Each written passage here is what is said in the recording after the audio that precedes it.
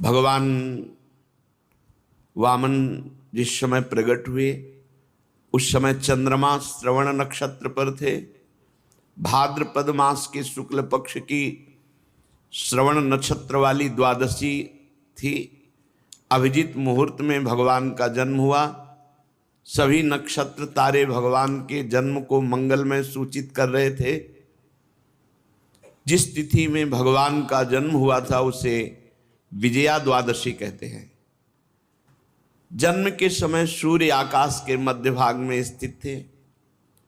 भगवान के अवतार के समय शंख, ढोल, मृदंग, ढफ, नगाड़े आदि बाजे बजने लगे। तरह तरह के वाद्य बज रहे हैं। तुरही तुमुल ध्वनि कर रही। अप्सराएं प्रसन्न होकर नाचने लगी। श्रेष्ठ गंधर्व गाने लगे। मुनि देवता मनु पितर अग्नि स्तुति करने लगे। सिद्ध विद्याधर किम पुरुष किन्नर चारण यक्ष राक्षस पक्षी मुख्य मुख्य नागगण और देवताओं के अनुचर ये नाचने गाने एवं भूरी भूरी प्रशंसा करने लगे। देव माता अदिति के आश्रम को पुष्पों की वर्षा से ढक दिया। ऋषि मुनि गंधर्वादि ने। परम पुरुष परमात्मा सर्वाश्चर्य में स्वरूप धारण किए हुए विराजमान है। कश्यप जी भी भगवान को अपनी योग माया से शरीर धारण किए हुए देख विस्मित हो गए और कहने लगे, जय हो विश्वात्मा आपकी जय हो। परीक्षित, भगवान स्वयं अव्यक्त एवं चित स्वरूप हैं। उन्होंने जो परम कांति में आभूषण एवं आयुधों से युक्त शरीर ग्रहण किया था वो देखते देखते अंतर्ध्यान हो गया और भगवान वामन ब्रह्मचारी का रूप धारण कर लिया। ठीक वैसे ही जैसे कोई नट अपना वेश बदल ले, क्योंकि नट नागर अद्भुत लीला विहारी भगवान हैं। भगवान को वामन ब्रह्मचारी के रूप में देखकर महर्षियों को बड़ा आनंद हुआ। उन लोगों ने कश्यप प्रजापति को आगे करके जात कर्माद संस्कार करवाए। जब उनका उपनयन संस्कार होने लगा तब स्वयं गायत्री देवी सविता ने उन्हें गायत्री का उपदेश किया। देवगुरु बृहस्पति जी ने यज्ञोपवीत और कश्यप जी ने मेखला, पृथ्वी ने कृष्ण मृगचर्म, वन के स्वामी चंद्रमा ने दंड और माता आदित्य ने कौपीन कटिवस्त्र और आकाश ने वामन वेशधारी भगवान को छत्र दिया।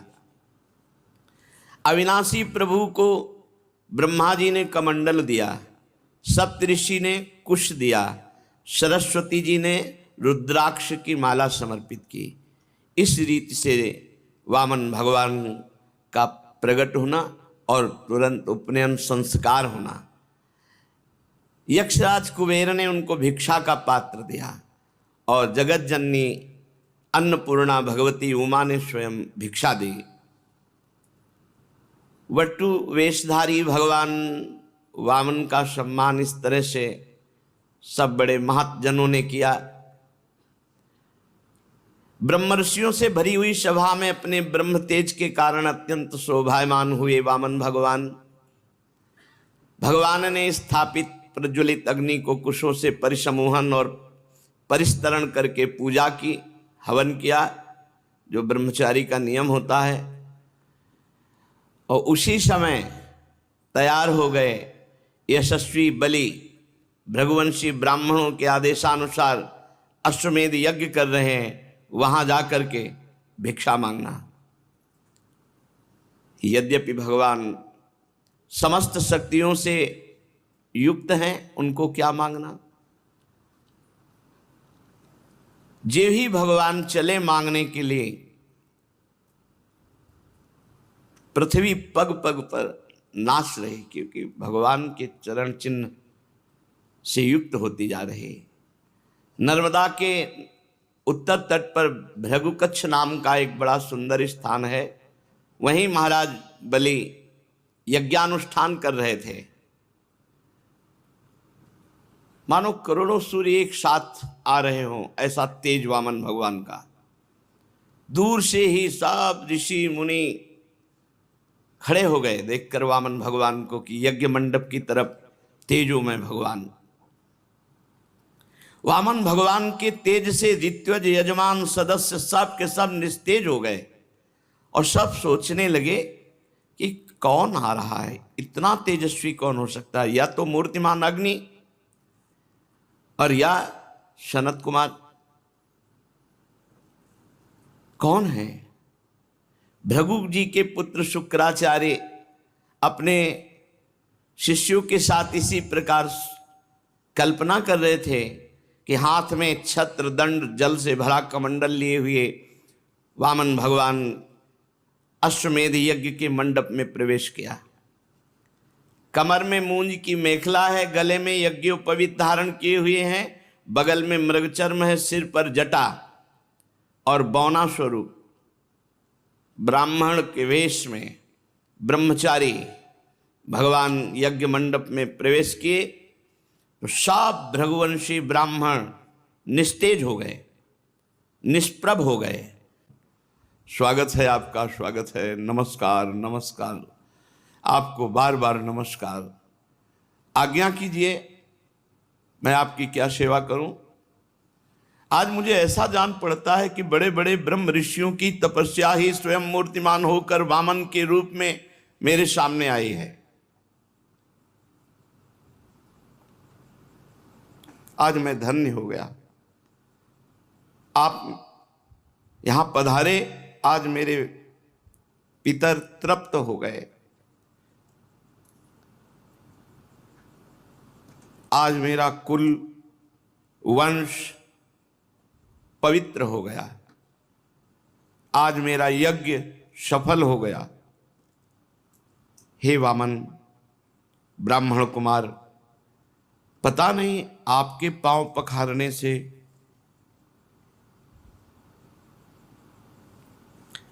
बड़ी बड़ी विधि पूर्वक यज्ञ करने पर भी जो आनंद नहीं आया, वो आनंद आपके पांव पखारने से आया। आज मुझे सब फल मिल गया। ये नन्हे नन्हे चरणों का धोवन हमारे हृदय में एक अद्भुत आनंद प्रकट कर रहा है। हे ब्राह्मण कुमार, ऐसा जान पड़ता है कि आप यहां ऐसे ही नहीं आए, कोई उद्देश्य से लेकर आए, क्योंकि आपके चेहरे से पता चलता है कि आप कुछ मांगना चाहते हैं, कुछ उद्देश्य लेकर आए। पूज्य ब्रह्मचारी, आप जो आज्ञा करेंगे उसकी पूर्ति होगी। गाय, सोना, सामग्री, सुसज्जित घर, पवित्र अन्न, पीने की वस्तु, विवाह योग्य ब्राह्मण की कन्या, संपत्ति से भरे हुए गांव, नगर, राज्य, जो चाहे वो ले लीजिए, अवश्य ही मैं आपको दूंगा, क्योंकि आज मेरा परम मंगलमय है। आप पधारे, इससे परम मंगल। आप जो चाहे। राजा बलि के वचन धर्म भाव से भरे, बड़े मधुर थे। उन्हें सुनकर भगवान वामन प्रसन्न मुद्रा में अभिनंदन करते हुए कहा, राजन, आपने जो कहा कि ये वस्तुएं, तो ये आपके कुल परंपरा के अनुरूप है, धर्म भाव से परिपूर्ण है, यश को बढ़ाने वाला है, परलोक में हितकारी है, और ऐसा आपके मुख से शोभा भी दे रहा है, क्योंकि भृगुपुत्र शुक्राचार्य जी को गुरु मानकर, परम प्रमाण मान करके आप आराधना कर रहे हैं, और जिसके कुल वृद्ध पितामह परम शांत प्रहलाद जी हों, उसके मुख से ऐसे निकलना स्वाभाविक ही ठीक है। आपकी वंश परंपरा में कोई धैर्यहीन या कृपण पुरुष कभी नहीं हुआ। ऐसा कभी तुम्हारे वंश में नहीं हुआ जिससे मांगा गया हो और वो देने में पीछे हट गया हो। एक बार किसी को देने की प्रतिज्ञा करके मुकर गया हो, ऐसा तुम्हारे वंश में नहीं है। दान के अवसर पर याचकों की याचना सुनकर और युद्ध के अवसर पर शत्रु की ललकार सुनकर मुंह मोड़ लेने वाला कायर आपके वंश में कोई हुआ ही नहीं है। क्यों न हो, आपकी कुल परंपरा में प्रहलाद अपने निर्मल यश से वैसे शोभायमान है जैसे आकाश में चंद्रमा। आपको पता होगा महाराज, आपके कुल में ही हिरणाक्ष जैसा वीर का जन्म हुआ। मुंह मांगी वस्तु देने वालों में आप श्रेष्ठ हैं। तो आपने कहा जो इच्छा हो सो मांग लो। तो देखो, हम बहुत संतुष्ट ब्राह्मण हैं, संतोषी ब्राह्मण। हमको तो केवल अपने 3 पग पृथ्वी चाहिए, उतने से काम चल जाएगा। 3 पग पृथ्वी वो थोड़ी सी है। अपने पैरों से हम 3 डग केवल नापेंगे, उतनी पृथ्वी दे दो। बहुत जोर से सब सभा और बलि जी भी हंस दिए। बोले, ब्राह्मण कुमार तुम किससे बात कर रहे हो? त्रिभुवन पति से बात कर रहे हो। तुम वैसे जब बात करते हो तो लगता है ज्ञानियों में श्रेष्ठ कोई बात कर रहा है, पर अभी बच्चे हो तुम। फिर तुमसे कह रहा हूं, नगर का नगर मांग लो, राज्य का राज्य मांग लो।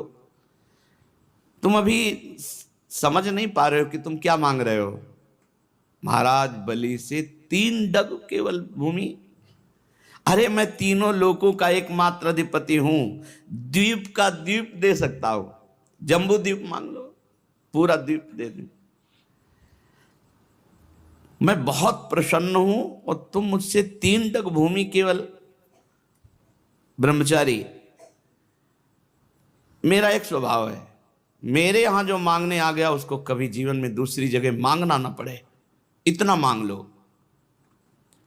भगवान ने कहा, राजन अगर असंतोष हो जाए तो ये पूरा विश्व ब्रह्मांड एक आदमी को दे दिया जाए तो भी तृप्त नहीं होगा, और संतोष हो जाए तो थोड़े में भी आनंद रहता है।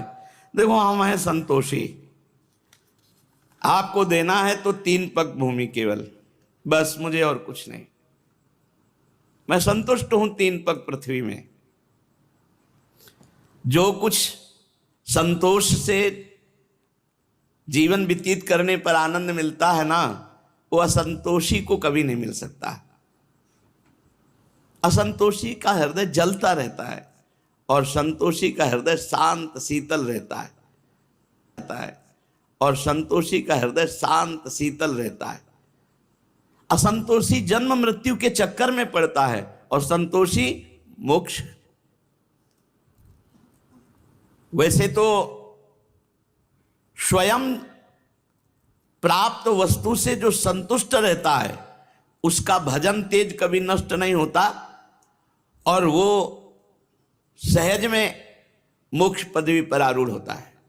कोई इच्छा नहीं, आकाश वृत्ति से स्वयं जो आए उसी से, न मांगना न कोई उपाय करना। पर हम आए हैं तुम्हारे यहां मांगने, इसीलिए मैं अपनी बात पे डटा हूं कि केवल 3 पग भूमि का आप दान कीजिए। भगवान जब अपनी बात पर डटे हैं तो राजा बलि ने कहा, चलो जिसमें तुम्हें प्रसन्नता हो उतना ही कर लो। 3 पग पृथ्वी चाहिए। जलपात्र उठाया, मैं संकल्प करता हूं। शुक्राचार्य जी सब कुछ जान गए कि अरे, वामन रूप में तो स्वयं भगवान है, और राजा बलि को त्रिभुवन से, जो त्रिभुवनपति पद है, उससे हटाने की ये लीला है। शुक्राचार्य जी ने कहा, विरोचन कुमार बलि, सावधान, संकल्प मत करना।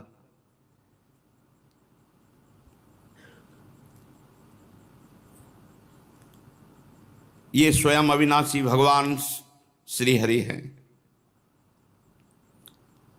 ये बड़े छलिया हैं। ये अपने शरणागत देवताओं का काम बनाने के लिए तुम्हारे सामने मीठी मीठी बातें कर रहे हैं। मैंने ध्यान के द्वारा देख लिया, अदिति देव माता ने आराधना की और उनके गर्भ से अवतीर्ण हुए हैं। महान अनर्थ हो जाएगा अगर 3 पग पृथ्वी का दान देने का संकल्प कर लिया। और ये आप पर ही नहीं, संपूर्ण दैत्यों पर अन्याय होगा, और मैं बिल्कुल इसे ठीक नहीं मानता हूं। ये ब्रह्मचारी बनकर बैठे हुए, जानते हो, तुम्हारा राज्य, ऐश्वर्य, लक्ष्मी, तेज, विश्व विख्यात कीर्ति, सब कुछ एक क्षण में अपहरण करके इंद्र को दे देंगे। अरे ये विश्वात्मा है, तुम 3 पग भी नहीं पूरे कर पाओगे। मूर्ख, जब अपना सर्वस्व छिन जाएगा तो तेरे परिवार का, तेरे राज्य का कैसे जीवन निर्वाह होगा? तुमसे छिन जाए, तुम ऐश्वर्यहीन हो जाओ। गुरु की आज्ञा का उल्लंघन, सत्य प्रतिज्ञ उदार, इस साप के योग्य नहीं थे महाराज बलि, कोई अपराध नहीं था। शुक्राचार्य जी ने कहा, मूर्ख, अज्ञानी, तू अपने को बड़ा ज्ञानी मानता है, तू मेरी उपेक्षा करके गर्व कर रहा है, बार बार मेरी आज्ञा का उल्लंघन कर रहा है, इसलिए जा शीघ्र तू अपने ऐश्वर्य को खो दे, लक्ष्मी खो दे। राजा बलि बड़े महात्मा स्वभाव के थे। गुरुदेव का शाप सिर पर स्वीकार किया और दंडवत की, पर वो इस बात में नहीं डिगे 3 पग पृथ्वी देने के लिए। वामन भगवान की विधि पूर्वक पूजा के हाथ में जल लेकर 3 पग भूमि का संकल्प कर दिया। उसी समय राजा बलि की पत्नी विंध्यावली, जो मोतियों के गहनों से सुसज्जित थी, वहां आई और अपने हाथों से वामन भगवान के चरण पखारने के लिए जल से भरा हुआ स्वर्ण का कलश ला कर दिया। बलि ने पुनः दोबारा भगवान के चरण धोए और चरणों का वह विश्व पावन जल अपने सिर पर चढ़ाया। देवता लोग ये देख करके, सौभाग्य इतना बलि का देख के कि हमको राज्य तो मिलेगा ही अब, क्योंकि भगवान ने ठान लिया है, लेकिन जो बलि को मिल रहा है वो मुझे नहीं मिला, बलि आगे ही रहेंगे। देवता लोग पुष्पांजलि बलि के ऊपर चढ़ाने लगे कि धन्य है राजा बलि, तुम्हारा अलौकिक कार्य धन्य है। अब जो ही संकल्प हो गया तो बड़ी अद्भुत घटना घटी। यज्ञ मंडप के बाहर एक चरण जो ही बढ़ा तो बस बढ़ते ही चला गया। सब आश्चर्यचकित, वामन भगवान का पृथ्वी, आकाश, दिशाएं, स्वर्ग, पाताल, समुद्र, पशु पक्षी, मनुष्य, देवता, ऋषि सब समाते चले जा रहे हैं। भगवान का चरण बढ़ता चला जा रहा है। सब ऋषि मुनि आश्चर्यचकित है। इतना बड़ा भगवान का रूप हो गया कि चरण तल में रसातल, चरणों में पृथ्वी, पिंडलियों में पर्वत, घुटनों में पक्षी, जांघों में मरुदगण बढ़ता। भगवान के विशाल स्वरूप का कौन वर्णन करे। सर्वात्मा भगवान संपूर्ण जगत को नाप लिया। भगवान का उसी समय सुदर्शन चक्र गरजते हुए, भयंकर टंकार करने वाला सारंग धनुष, पांचजन्य शंख, कौमोद की गदा, 100 चंद्राकार चिन्हों वाली ढाल, विद्याधर नाम की तलवार, अक्षय बाणों से भरे 2 तरकस, लोकपालों के सहित भगवान के सुनंदादि पार्षदगण, ये सब उपस्थित हो गए।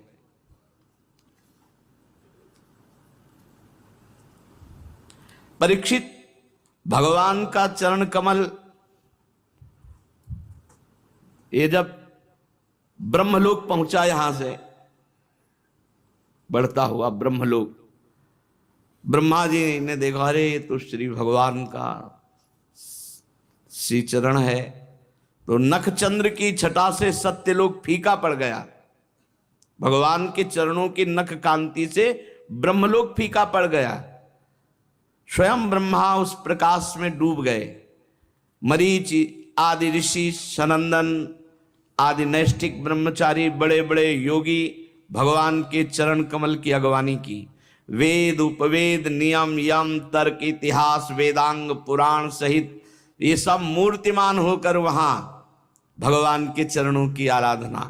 योग रूप वायु से ज्ञानाग्नि को प्रज्वलित करके कर्ममल को भस्म कर डाला, वो सब महात्मा वहां विराजमान भगवान के चरण कमल की वंदना की।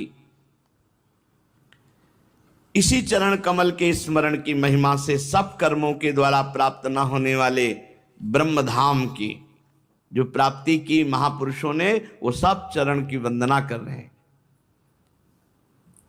अगवानी करने के बाद विश्वरूप भगवान के चरण का अर्घपाद्य से पूजन कर प्रक्षालन किया। पूजा करके बड़े प्रेम और भक्ति से भगवान की स्तुति की। ब्रह्मा के कमंडल का वही जल वामन भगवान के पांव पखारने से पवित्र होने के कारण गंगा जी के रूप में परिणित हुआ। आकाश मार्ग से पृथ्वी पर गिरकर तीनों लोकों को पावन करती हुई ये गंगा जी हैं।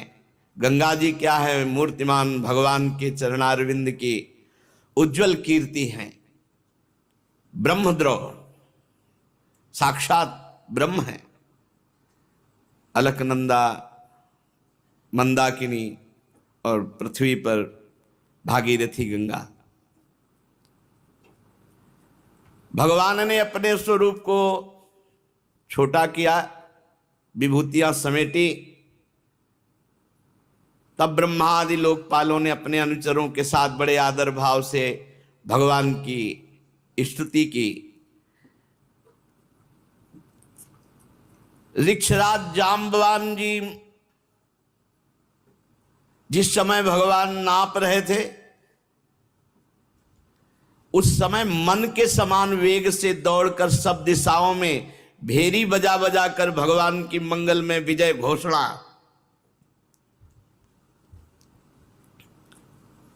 तभी वो जब कौन जाए समुद्र के पार, तो कह रहे हैं कि समुद्र क्या, बूढ़ा हो गया हूं। नहीं तो जितने में भगवान ने 2 पग पृथ्वी नापी थी, उतने में 7 परिक्रमा पूरे ब्रह्मांडों की, और हर जगह जय घोष वामन भगवान की जय। मन के वेग के समान, मन के वेग के समान। अब तो आकाश में समस्त दिशाओं में कि गलत है, गलत है।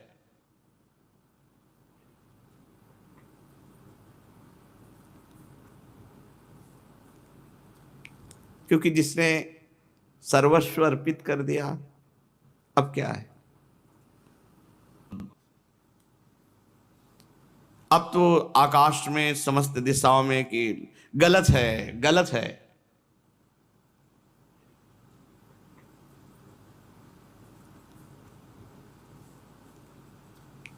क्योंकि जिसने सर्वस्व अर्पित कर दिया, अब क्या है? अभी अहंकार देखना है। ये देने का अहंकार है क्या? ये जगत गुरु हैं ऐसे। वरुण पास में बहुत कष्ट, सब संपत्ति छिन गई और लेने वाले कठोर व्यवहार दिखा रहे हैं। बांध दो, बांध दिया, जैसा विपक्ष में होता है। भगवान ने बलि से कहा, ए असुर, तुमने मुझसे कहा था कि 3 पग पृथ्वी, तो 2 पग में हमने समस्त ब्रह्मांडों को नाप लिया। बोल अब तीसरा पग कहां से देगा? पूरा कर। जहां तक सूर्य की गर्मी पहुंचती, जहां तक नक्षत्र चंद्रमा किरणें बादल बरसते हैं, मेरे देखते देखते मैंने पैर से भूलोक, आकाश, दिशाएं, स्वर्गलोक, महरलोक, जनलोक, तपलोक, सत्यलोक सब नाप लिया। बोल तीसरा पग अगर नहीं देगा तो तुझे नरक में डालूंगा।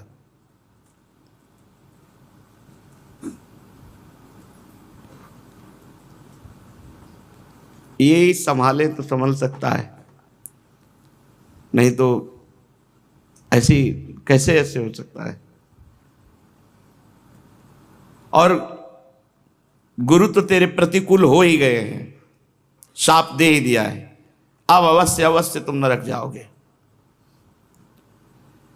जो दान देने की बात करके मुकर जाता है, धोखा देता है, उसके सारे पुण्य नष्ट हो जाते हैं, उसे नरक में गिरना पड़ता है। तुझे बड़ा घमंड था, मैं त्रिभुवनपति हूं, मैं बड़ा दानी हूं, मैं दूंगा, ऐसा कह के, और फिर दे नहीं पाया। अब तीसरा पग पूरा करने तुझे नरक भोगना पड़ेगा। महाराज बलि ने कहा, आराध्य देव, आपकी बड़ी पवित्र कीर्ति है, तो क्या आपने ये समझा कि मैं झूठ बोल रहा था कि तीसरा पग, 3 पग पृथ्वी नहीं दे पाऊंगा?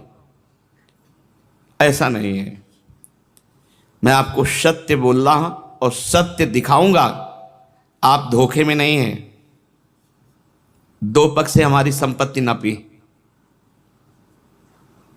अब तीसरा पग से मुझे नापो, क्योंकि मैं संपत्ति से अलग हूं, मैं संपत्तिवान था। अब अपना चरण मेरे माथे पे रखो, उसी वामन रूप में नापो मेरे को। 1 पग मैं हूं, क्योंकि भगवान वामन रूप में है।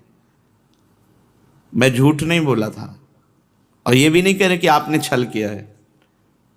आपकी पवित्र कीर्ति है। आप मेरी बात को असत्य समझते हैं, ऐसा नहीं, मैं उसे सत्य कर दिखाता हूं, आपको धोखे में नहीं डाला। आप कृपा करके तीसरे पग को मेरे मस्तक पर धार, और ये नरक में जाने का भय किसी और को दिखाओ, हमें नहीं। देखो, ये भक्त का हृदय होता है। आप मुस्कुरा रहे हो ना, मुझे दुख भरे पास में बांध करके, मुझे कोई दुख नहीं है इससे। आप ऐसा दिखा रहे हो ना कि मेरे पास अब फूटी कौड़ी भी नहीं बची है, गुरु भी विपरीत हैं, और आप भी मुझे दंड दे रहे हैं, इस पर मुझे बिल्कुल कोई भय नहीं है। मैं डरता हूं तो केवल इस बात से कि मुझसे कोई त्रुटि ना हो जाए, अपराध ना बन जाए। अपने पूजनीय गुरुजनों के द्वारा जो दंड दिया जाता है वो तो पावन करने वाला होता है, और मैं ऐसा दंड चाहता हूं, क्योंकि ऐसा दंड ना माता पिता भाई बंधु नहीं दे सकते, वो तो गुरुजन ही दे सकते हैं। प्रभु, आप छिपे रूप से अवश्य ही हमें श्रेष्ठ शिक्षा दी है। आप हमारे परम गुरु हैं। जब कोई धन से मतवाला होता है, बल से मतवाला होता है, अहंकार से मतवाला होता है, तो आप उसे ठीक करते हैं, उसको ज्ञान नेत्र प्रदान करते हैं, उसके अहंकार का नाश करके। ये परम उपकार है नाथ। मैं कैसे बताऊं कि आप कितना उपकार हमारे ऊपर किए। अनन्य भाव से योग करने वाले योगी गण जो सिद्धि प्राप्त नहीं कर पाए, वो सिद्धि मुझे प्राप्त हुई। कि बलि जी पर इतनी कृपा, तो साष्टांग भगवान के चरणों में लौट गए, और फिर जो भगवान से वार्ता हुई वो